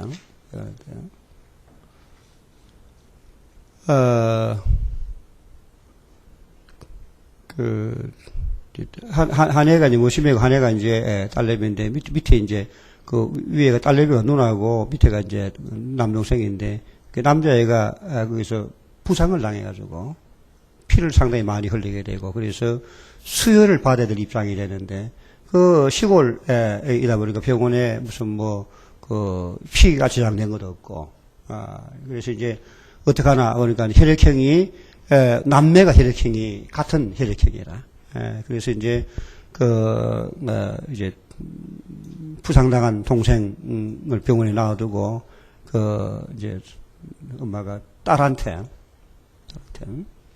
지금 네 동생이 지금 이 부상당해서 피를 많이 흘리고 피를 받아야 되는데 피를 보니까 여기 우리 집에서는 네 피가 동생 피하고 일치가 돼가지고 네 피가 좀 필요한데 동생한테 피를 좀 줄 수 있겠냐. 그러니까 얘가 조금 주저하자만 조금 뒤에 주겠습니다. 그러면서 이제 두 아이를 눕혀놓고 이제 피를 이제 그 동생한테 피를 이렇게 이제 수혈을 시키는데 뭐 애가 이 딸내미가 막 땀을 팔팔 흘리면서 막 얼굴이 창백해지면서 그러면서 이제 굉장히 힘들어하는 거라. 그래서 조금 이제 이제 지난 뒤에 이제 수혈이 성공적으로 잘 돼가지고 이제 동생도 무사하게 되고 그랬는데 이제 땀을 팔팔 흘리면서 그 애가 딸이 하는 말이 뭔가 엄마 나 언제 죽어요? 그 무슨 소리냐 죽는다니. 내가 피를 주면은 내가 죽는 게 아니냐고. 아니 그럼 너는 죽을 줄 알고 네 동생한테 피를 주려고 그랬냐. 그랬다고. 왜 그랬냐? 내가 동생을 사랑하니까. 이제, 가령 이런 얘기를 이제 해주면서, 우리가, 사랑한다면은, 정말 우리가 사랑하고, 뭐, 성동안이든, 뭐, 가족이든 여러 가지 경우할 수 있는 사랑한다면은, 죽을 줄 알면서도 내 생명 나눌 수 있는 이게 진정한 사랑이 아니겠냐. 예를 들면 이런 이야기를 해주게 되면 그냥 사랑하자보다도 훨씬 마음에 뭐가 와닿는 게 없어요? 없어? 예? 예? 있어요? 그러니까, 요런 것들 얘기를 잘해주면 뭔가 가슴에 찡하게 뭐가 다가오잖아요. 어떤 경우는 뭔가 조금 예민한 사람들은 그냥 팍 울기도 하고, 이제 그렇게 해야 되는데. 그러니까, 요런, 실제 있었던 어떤 이제 예화를 얘기해 줄 때, 그때, 내가 하고 싶은 말을, 사랑하다는 말을 100번 하는 것보다도, 100번 사랑을 얘기하는 것보다도, 감동적인 예화 하나 딱 들려주는 것이 훨씬 더 효과적일 수가 있다는 얘기죠. 그러니까 목사는 이런 거 찾으려고 고민을 무지무지하게 많이 해야 돼, 무지무지하게 많이 해야 돼. 그러니까 이거 이런저런 책 뒤져보고 많이 읽고 많이 접하고 많이 경험하고 그렇게 해가지고 이걸 많이 수집하지 아니하면은 좋은 예화 주기가 어렵고 어떤 데는 좋은 예화 하나만 주면 설교가 팍 살아버리잖아요. 안 그래요? 이거는 구체적인 동시에 설교를 흥미진진하게 만들어주고 감동적인 예화 같으면 감동까지 끼칠 수 있는 그런 요인 된다. 예화를 사용할 겁니까 말 겁니까? 이거는 그냥 나오는 게 아니고 조금 많이 읽으세요. 많이 읽으면은 그냥 이것저것 많이 읽었는데 조금 뒤에 이걸 이제 재활용 방안을 좀 얘기를 하겠는데 그 다음에 세 번째는 뭔가 하면은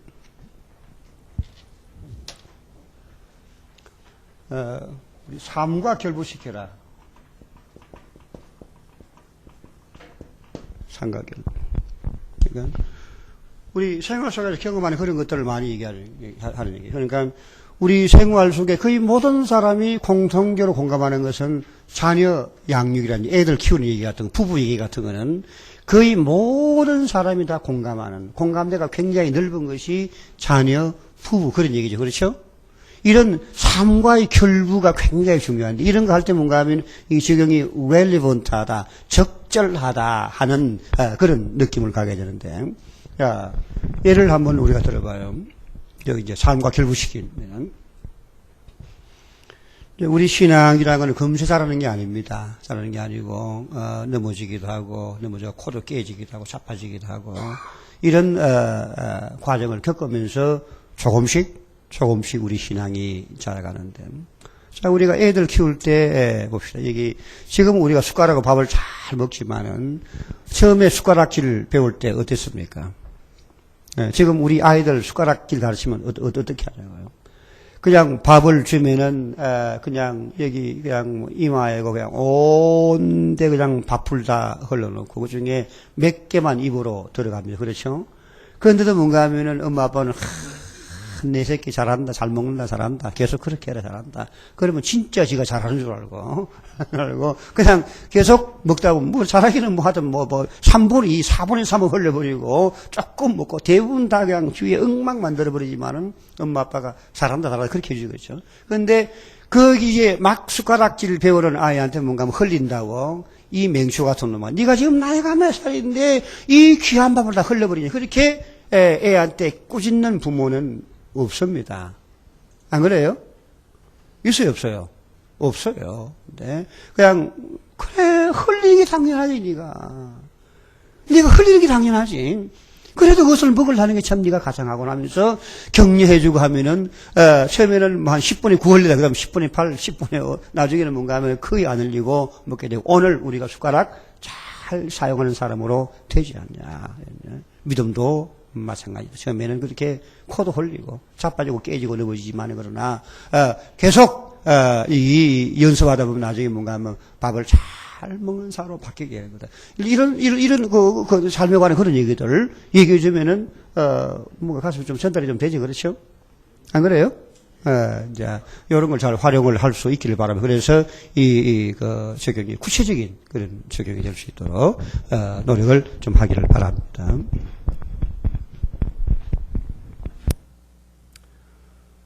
그 다음에 적용은 두 번째로는 본문의 가르침하고 잘 일치가 되죠. 지금 구체적으로 하는 이게 제일 중요한 겁니다. 구체적이고, 그거 좀 아까 더 부연하면은 구체적인 말 속에는 뭔가 하면은 오늘 우리 삶과 적절하고 relevant하고 또 그 창의성까지 같이 들어갈 수 있으면은 굉장히 좋겠다 하는 얘기입니다. 창의성.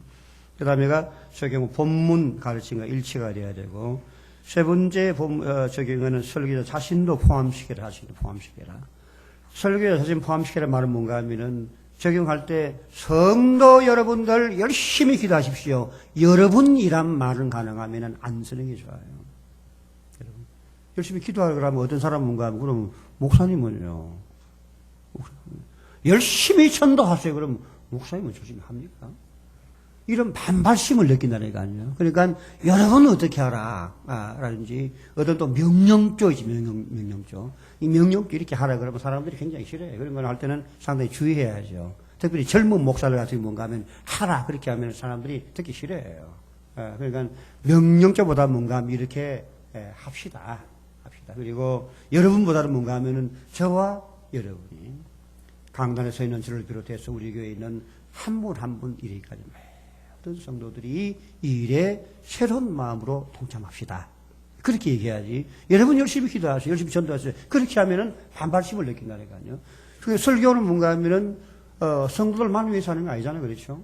목사도 설교 드려야 될 대상이 아닙니까? 그렇죠? 그러니까 이 적용할 때는 뭔가 하면 여러분보다는 뭔가 하면은 우리 모두가 이 교회에 소속된 모든 사람, 여기 목사님과 장로들과 집사님들과 우리 재직들은 물론이거니와 여기 앉아있는 모든 분들이 전부 다 이런 식으로 자기를 포함을 시켜주라 얘기입니다.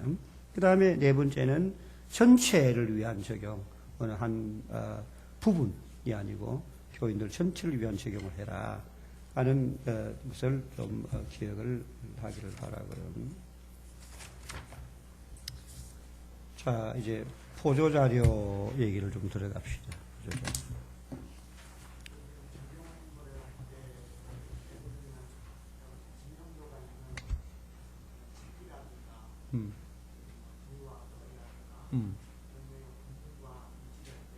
이용할 수 있죠. 사용할 수 있죠. 사용할 수 있죠. 내가 지난주에 설교할 때 뭔가 제목이 돈이면 다냐. 근데 굉장히 도발적인 제목입니다. 그렇죠. 돈이면 다냐. 돈이면 다라는 사람이 있으니까 돈이면 다냐. 설교 제목을 그렇게 해가지고 그것은 이제 얘기 중에 한 가지가 그 외조 나온 책 중에 뭔가 하면은 11조의 비밀을 안 록펠러라 책이 있죠. 혹시 보셨어요? 보신 분? 한번 보십시오. 11조의 비밀을 안 록펠러라는 책이 있는데, 그 책, 이제 록펠러 얘기하면서 그 중에 몇 가지 이렇게 가지고 인용도 하고 했는데, 그러니까, 좋은 어떤 사람 좋은 책 같은 거, 인용할 수 있겠죠. 인용할 수 있죠. 내가 그거 하면서 뭔가 이거 꼭 좀 읽어보라고. 우리 성도들. 이거는 11조 얘기만 아니고 여러 가지 좋은 얘기 참 많으니까 읽어보라고. 추천까지 했어요. 추천까지. 그래서 이제, 자, 그 다음 보조자료, 보조자료는 이거는 뭐 좀 좁게 얘기하면 예화금, 넓게 말하면 보조자료. 어떤 사람은 예화 사용을 반대하는 사람이 있어요. 반대하는 이유가 뭔가 하면은, 아니, 그 짧은 시간에 성경 진리 말하기도 바쁜데 언제 쓸데없는 예화까지 하냐. 근데 그분들한테는 나는, 상당히 반박을 하고 싶어요. 나는 전혀 그 주장에 동의하지 않는데, 주님께서는 비유를 만드신 듯, 그렇죠? 비유. 주님 비유가 주님의 예화인 거 인정합니까? 인정하지 않으세요? 주님의 비유가 주님의 예화예요.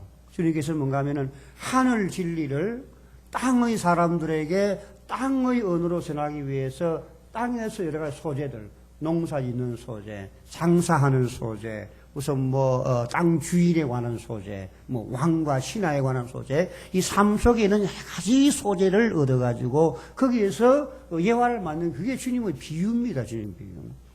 인간적으로 말하면 우리 주님은 예화 사용에 천부적인 재능을 가진 분이다. 그렇게 말을 할 수 있는 겁니다. 그러니까, 왜 필요한가 하면요. 하늘 진리를 얘기하기 위해서 그런 예화를 안 들어주면 사람들 이해가 안 되기 때문에 주님께서 그런 보조수단을 사용하셨는데 주님 하시다면 당연히 우리도 해야죠. 그러니까 성경만 전하면은 성경도 못 전합니다. 이해가 됐어요? 성경만 전하려고 그러면은 성경도 못 전하고 성경 자체로 사람들이 안 받고 도매금으로 다 거부한다. 그러니까 진리만 전하면 진리만 잘 들어주면은 좋은데 사람 구조가 그렇게 안 되는 것다는 얘기죠. 안 되는 거기 때문에 진리만 주면은 절대 안 된다는 얘기예요. 그것을 잘 받아들일 수 있도록 그렇게 하기 위해서 이제 보조자료가 필요한데 보조자료는 어떤 면에서는 집에 창문 같은 그런 역할이죠. 창문. 여기도 창문들이 이렇게 있는데 자 여기 가령 창문이 전혀 없는 집 어떻게 생각하세요? 집인가요? 아닌가요?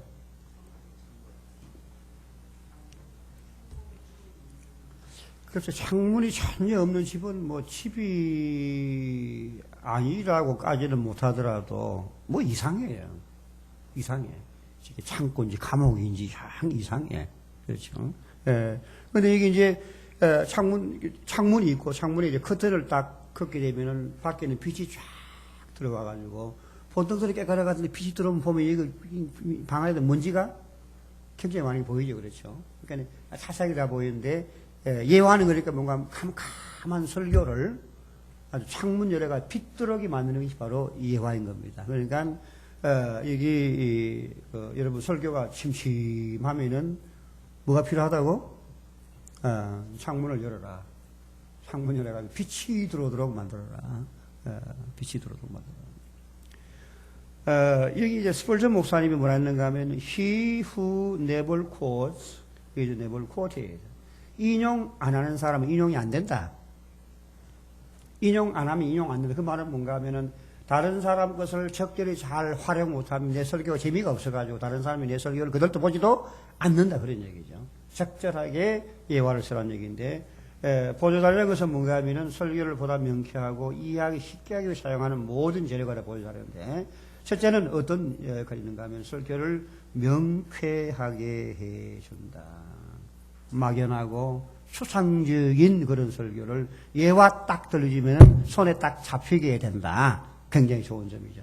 두 번째는 설교에 흥미를 돋구어야 된다는 거예요. 군대다 갔다 왔습니까? 군대. 뭐, 방위병하고는 쪽팔려가지고 내가 함께 있기가 좀 그런데. 방위 출신들 그냥 군대 갔다 왔다 그러지 말아요. 나는 파월 용사입니다. 파월 용사. 백마 용사. 아니, 진짜, 백마 용사는 3전 용사 정도 있습니다. 있고, 그게 뭐, 만 65세가 되면 지금 뭐 7만원 나오는데, 터져야지 7만원이 뭐야. 그때 우리, 월남, 저때 우리 수당들 받아가 고속도로 놓고 다 그때 썼는데, 좀 줘야 되는데, 뭐, 겨우 7만원밖에 안 준다 그러는데.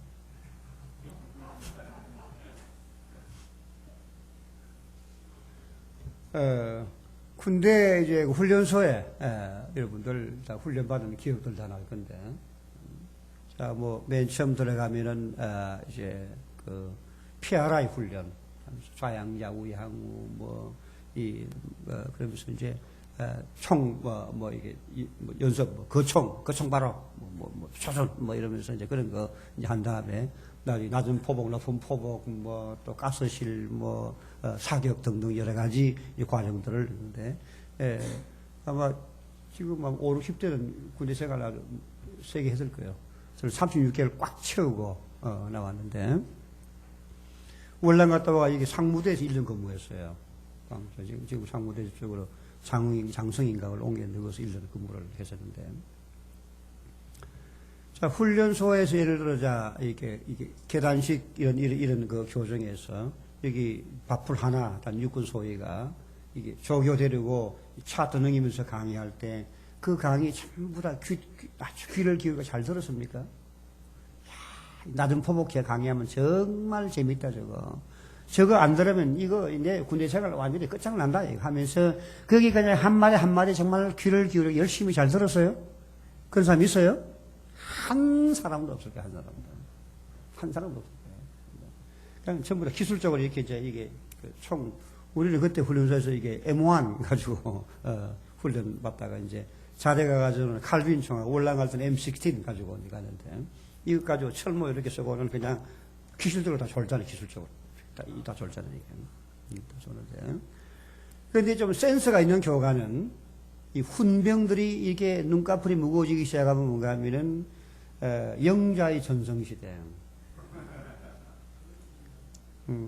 실제 영자하고 놀았는지 안 놀았는지 그걸 모르겠어. 모르는데 하여튼 간에, 영자 얘기하면 이렇게 하면 눈꺼풀이 무거워져가, 이렇게 하다가 영자 그러면 눈이 바짝 떠가지고 이렇게, 이 강의 든단 말이지. 강의, 이제 그 얘기 끝나고 나면 그 직후에 몇 분 동안도 귀를 기울이고 들어. 그러니까 이게 센스 없는 교관은 그냥 무조건 그냥 자기 이 훈련병들이 자산도 하는 관계 없이 그냥 계속하는 이거는 또라이 같은 훈련병들, 이 교관이고 이런 사람은 좋은 교관 되기는 어려워요. 지금 무슨 말 하려는가 하면은 예화라는 것은요 사람의 관심을 끄는 마력이 있어요. 졸다가도 이 사람도 이야기를 좋아하거든. 이야기하면 귀가 번쩍하고 눈이 번쩍하고 딱 집중이 된단 말이에요. 아까 얘기했죠. 이게 CO2가 많아져가지고 이 사람 소속 많아가 뇌가 피곤하다가 얘와 얘기하면 산소가 갑자기 팍 공급돼가 정신이 바짝 든다는 거. 그러니까 설교 시간에 이것을 적절히 잘 활용하게 되면은 사람들을 항상 정신이 깨 있는 상태에서 말씀을 전할 수가 있다는 얘기입니다. 이게 예화의 좋은 장점이죠. 그 예화는 나는 또 음식의 양념에다가 비유하는데 양념. 똑같은 재료 가지고 만들어도 맛이 다 다르죠, 그렇죠? 특히 남도 쪽에는 음식이 아주 맛깔스러운 음식들이 상당히 많은 것 같은데, 이제 맛의 차이가 어디서 나오는가 여러 가지 이유가 있지만 한 가지는 뭔가 하면은 양념의 차이가 중요한 원인 중에 하나로 생각이 됩니다. 주부들 내 말이 맞나 모르겠네. 맞습니까?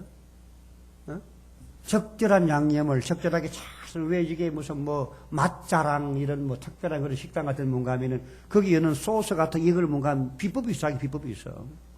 공개 안 해, 그런 거는. 그러니까 자기 비법이 있어, 요거 다 무슨 넣어가지고 그걸 딱 만들어가고 그거 넣으면은 맛이 기똥찬 거라. 기똥찬. 그러니까, 음식 맛의 비결 중에 하나가 뭔가 하면은 적절한 양념을 적절히 쓰는 게 굉장히 중요한데 설교에서 예화가 바로 양념이다, 양념. 음식을 맛깔스럽게 만드는 거다. 그러니까 여러분 설교가요, 잘 한번 스스로 평가해 보십시오. 설교를 들을 때마다 성도들 가운데 묵상하는 분들이 상당히 많다. 이때는 묵상할 때 가지고 말씀을 들을 텐데, 설교 시간에 묵상하는 분들이 많다 그러면 무슨 얘기입니까? 설교가 재미가 없다는 얘기예요, 재미가. 설교 재미가 없다는 얘기예요. 듣고 싶지 않다는 얘기야. 그냥 그런 사람은 시계만 그냥 막 하품 쫙쫙 하고 막, 이런 사람 지금 재미가 없다는 얘기입니다. 그냥 막 졸고 뭐 이런 재미가 없다는 얘기예요. 그게 지금 재미없으니까 목사님 좀 빨리 끝내든지. 길게 뭐 설교 재밌게 못하면 어떻게? 짧게 하든지. 그러니까 짧게 하지 아니면 뭔가 좀 변화를 주라는 그런 얘기라고요. 그러니까 여러분 설교가 지금까지 볼 때 반응이 시원찮으면은 그러면은 적절한 예화가 들어가냐, 감동적인 예화가 군대가 들어가. 이거를 스스로 검토해보라, 검토해보고 이게 이제 이번 기회에 아주 대호각성해가지고 새로운 시도를 해볼 수 있기를 바랍니다. 또 세 번째는 설교를, 진리를 생생하고 실감나게 만들어주고, 진리를 강조하고 증명해주고, 진리를 기억하게 해준다. 자, 사역 원칙을 보면 첫째는 적절해야 돼. 그러니까 이 목사님들이 이제 어떤 경향이 있는가 하면요, 좋은 예화를 하나 들으면 빨리 써먹고 싶어서 안달이 나는 거야. 안 써먹으면 좀 있을 시간을 못 배겨. 그냥 빨리 써먹고 싶은 그런 경향이 있는데, 여러분들은 없죠? 네? 여러분들 없어요? 있어요, 없어요? 이실직고 해요, 이실직고. 이실직고 해요. 하여튼, 빨리 써먹고 싶어 하는 마음이 있다니. 그러다 보니까 적절한 상황이 아닐 때도 무조건 그냥 써버리는데, 그렇게 하지 마시고 아껴 놓으세요. 아껴놔가지고 적절한 데 탁 쓸 수 있도록. 그러니까 이 보조자리는 뭔가 하면은 내가 선포하는 그 진리를 뒷받침하는 거라는 사실을 기억하고 거기에 적합한가 안 한가 하는 것을 고민하면서 해라. 내가 이 얘기를 특별히 강조를 하고 싶은 그 이유는 뭔가 하면은 지금까지 내가 목사님들 설교를 수천 편을 들었지 않았겠습니까?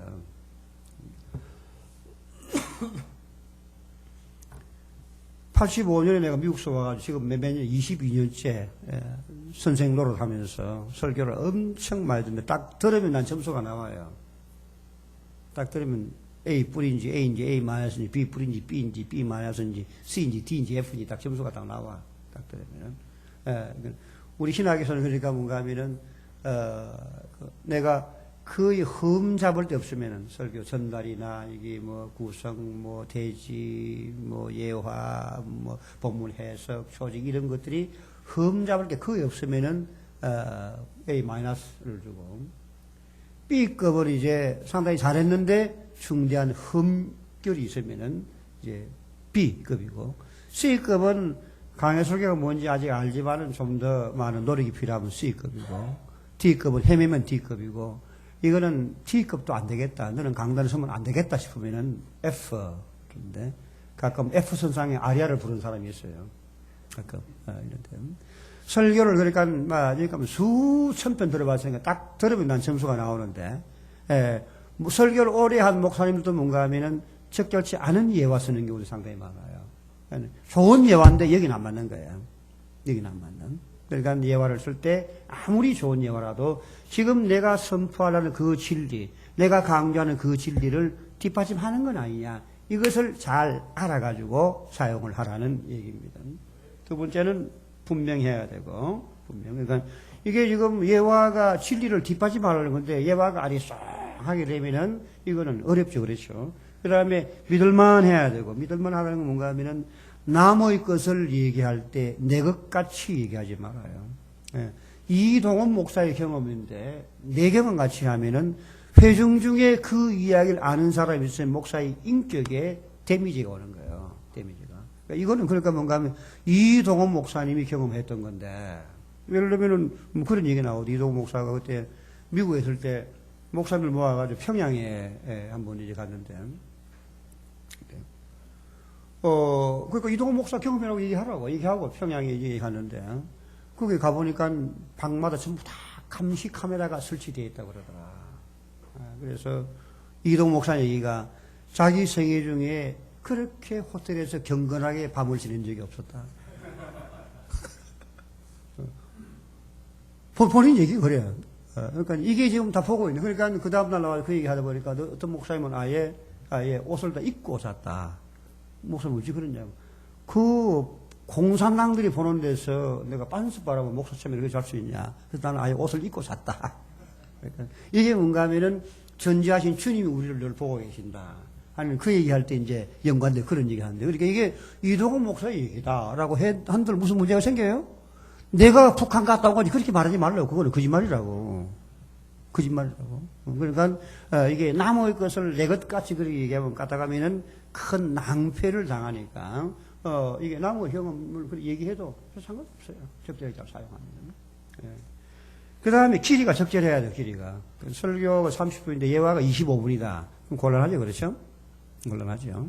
예화는 짧게는 뭐 몇 10초도 있고 뭐 1, 2분짜리 있고 여러 가지 있을 수 있는데 예화는 아까 얘기했지만은 서사문학 쪽은 예화의 사용이 좀 적어도 괜찮은데 왜냐하면 서사문학은 그 사실 이야기니까 이야기에는 재미 요소가 있단 말이죠. 그런데 교훈문학은 굉장히 딱딱한 문학이에요.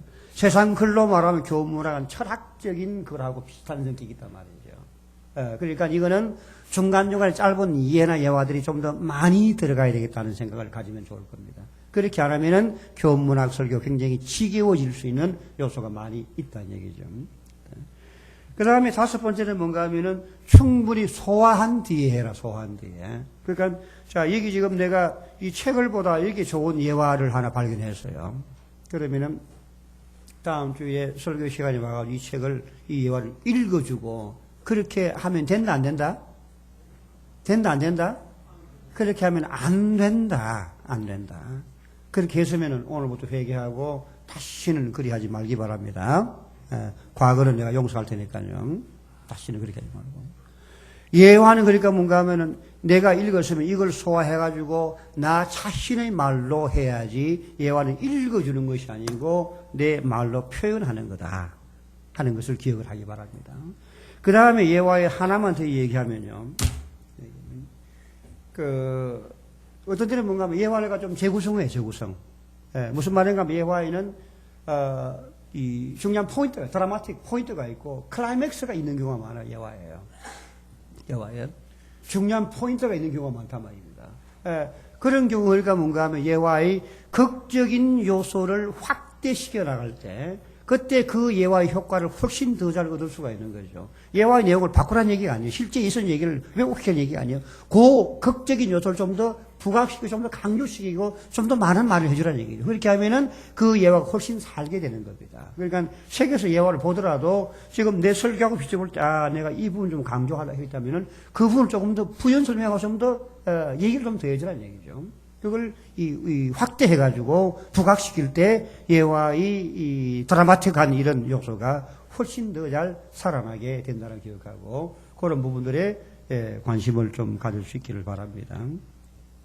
그 다음에 종류가 보면은 그 예화는 종류가 예화도 있고 통계 자료도 있고 통계 자료 같은 것도 좋은 보조 자료인데 이거는 그 인터넷 들어가면 통계청에 가면 여러 가지 이 통계들이 많아요. 예를 들면 뭔가 하면은 우리나라 이 많은 사람들이 자살하고 있다. 자살하고 있다. 그러면 그냥 자살률이 높다. 그것보다도 통계청 2006년 자료에 의하면 그래서 우리나라 자살이 몇 명이었고 그 중에 무슨 이유로 자살하는 게 제일 많았고 그게 몇 프로고 이렇게 뭐 32.57, 70% 이까지 할 거 없고 36% 이제 이렇게 큰 그림만 그려줘도 그냥 자살 많이 한다보다도 자살 한 사람 몇 명이고 또 그것을 구체적으로 뭔가 하면 이렇게 얘기할 수 있겠죠. 자살자가 지난 한 해 동안 25명이다. 그보다도 그거를 좀 더 나눠가지고 이것을 시간대로 나누게 되면은 매 시간 몇 명이 자살한다는 얘기다. 그럼 좀 더 어필이 되는 거죠. 좀 더 어필이. 자, 그러니까 이스라엘 얘기할 때 뭔가 이스라엘이 광야 40년간 몇 명이 죽었어요?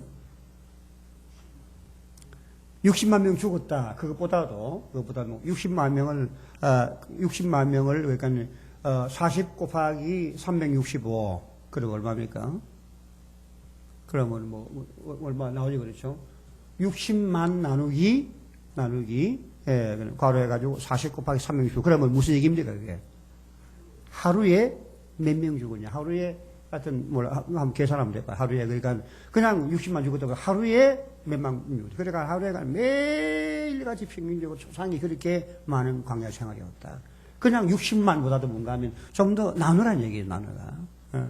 돈 같으면 예를 들면 뭔가 하면 여기 마가 14장에 300데나리온 같은 게 이제 그렇죠. 300데나리온은, 이것저것 다 빼면 1년분 봉급이다. 그러니까 300데나리온보다는 1년분 봉급이 나고 1년분 봉급보다는 어떻게? 여러분, 한 달 연봉이 얼마 됩니까? 연봉. 우리나라 평균 잡아가 한 3천만 원? 그러니까, 이게 좀 차이가 있지만, 이게, 향유 한 병이 무려 3천만 원 정도 되는 엄청나게 비싼 물건입니다. 그냥 이거 300대는 그렇게 하지 말고, 이게 사람들이 마음에 와닿을 수 있게 좀 더 구체화 시키도록 그렇게 하라는 얘기예요. 이게 이제 숫자나 통계 자료를 활용해 나가는, 그렇게 하면은 훨씬 더 사람들이 어필이 될 수 있다는 얘기죠. 아멘이쇼? 아니쇼? 나무 명언도 좀 인용하면 좋고, 나무 명언. 시청각 교재 같은 것도. 시청각 교재는 이 손수건 같은 것도 좋은 교재가 될 수 있죠. 예를 들면 우리 죄가 예수님 다 덮었다. 그런 얘기할 때. 예수 오지부터 얘기할 때. 자, 이게 지금 내가 새까만 죄인인데. 자, 뭐가 보입니까? 이게. 뭐가 보입니까? 손수건 보이는데. 이 안에는 때가 새까맣게 묻은 죄인인데, 예수로 옷 입게 되면은, 하느님은 새까만 나를 보시는 것이 아니고, 당신의 아들 예수를 보고 나를 용서하신다. 예를 들어 그런 얘기할 때, 여기 지금 손수건 같은 간단한 실물을 요시거든요. 이런 걸 가지고 얘기해주면은, 그냥 얘기보다 훨씬 더 어필이 될 수 있다는 거. 이런 걸 날 좀 활용을 좀 하라는 얘기죠, 활용을. 그리고 유사의 반복,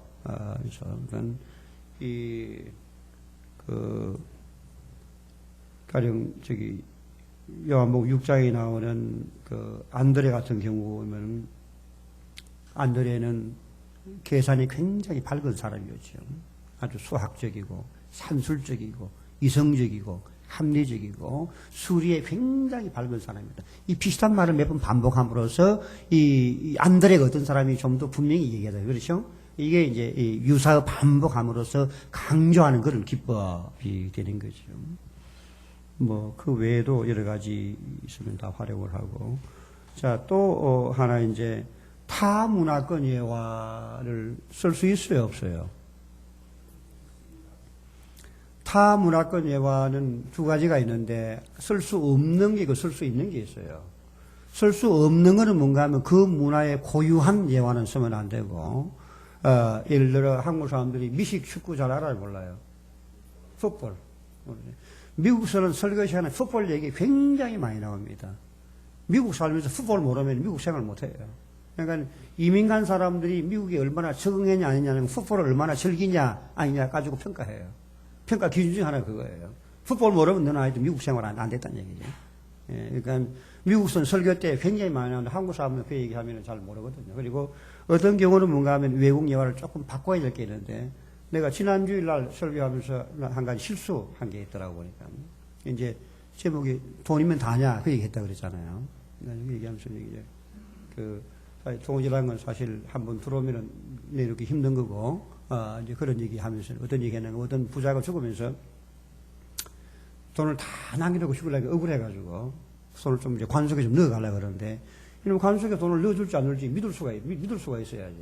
예, 그래서 이제 평소에 안면이는 이제 목사님, 의사하고 변호사한테 각각 10만 불씩 주면서 그러면서 이제 마지막 인사할 때 미국은 어떻게 장례식을 가면 저기 이제 교회에서 하면은 여기 앞에다가 이렇게 관을 뚜껑을 열어놔요.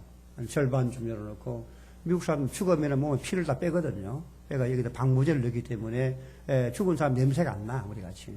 우리가 수위에 똘똘 먹고 그렇게 하지 않고, 여자들 같은 경우는 화장을 아주 이쁘게 꼭 살아있는 사람을 이쁘게 해가지고, 드레스 쫙 입히고, 남자들도 이렇게 죽은 사람은 시체가 푸르둥둥해가지고, 이게 보기 흉하지, 그렇죠? 남자들도 이렇게 화장 이렇게 해가지고, 이게 시체같이 느낌 만들게 하고, 양복 입히고, 넥타이 딱 이렇게 매가지고, 이렇게 입혀놔요.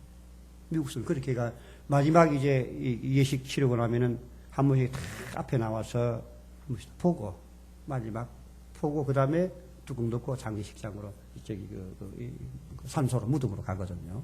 근데 이제 그 세 사람한테 뭔가 하면은 마지막 인사할 때 여기다가 돈을 넣어다고, 내가 너희들 믿을 수 있으니까 돈 넣어다고 그렇게 이제 부탁을 했는데, 이제 끝나고 나가 세 사람이 모였어요. 우리가 약속시켰냐. 그러니까 목사님이 하는 말씀, 저 11조는 떼야지. 그렇게 하고, 11조 떼고 넣었다. 그러니까 의사가 하는 말이 뭔가 하면은, 제 양반이 우리 병원에 신세를 많이 지고, 또 우리 병원 수리도 좀 해야 되니까 내가 50%만 넣었지.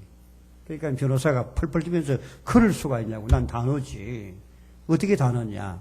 수표로 넣었지. 그러니까 사람들 웃지를 않아. 왜, 무슨 말인지 모르겠냐. 근데 이게 보니까 뭔가 하면은 미국계면 나는 미국식으로 익숙해 있으니까 나는 전혀 보니까 너무 우습던데. 이게 이제 나중에 들어보니까 이해가 되는 게 미국은 전부 다 가계수표거든. 가계수표니까 가계수표는 이 현금을 안 바꾸면 그냥 끝나는 거라고.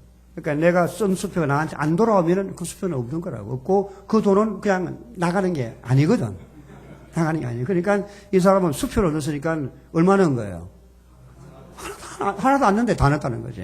이제 이게 그런 추이인데 한국서는 뭔가 하면 수표면 보정수표 생각하니까 이게 전달이 잘 안 되는 거야. 그래가 내가 실수한 거라, 이게 내가. 그래가지고 그걸 한국식으로 바꾸면 뭔가 하면은 뭐 가계수표를 넣었다든지 그러면 전달이 벌써 검수되지, 그렇죠? 그러니까 이게 뭔가 하면, 내가 이제 이게 미국식에 익숙하다 보니까 내가 실수를 했더라고. 그래가지고 이제 그 예와 다음 쓸 때는 뭔가 하면 그냥 수표가 아니고 가계수표를 넣었다. 그러면 검세, 음도 괜찮고, 약속음 넣었다. 약속음 넣었다 그러면은 뭐, 이 완전히 막 깔깔 야단 나는 거지, 막. 그러니까 이게 제일 약한 놈이 바로 그 놈이다. 이렇게. 그러니까 이게 외국 상황인데, 끝에 그 부분을 내가 실수한 거예요. 여러분들 그때 실수하지 말기 바랍니다. 실수하지 말고, 그런 걸 우리 상황이 잘 맞게 하면 완전히 막 폭소가 막 쏟아져 나오게 되는 것.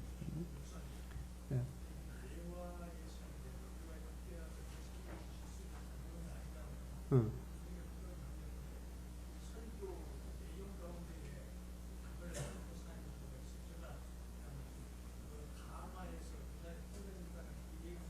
응. 응.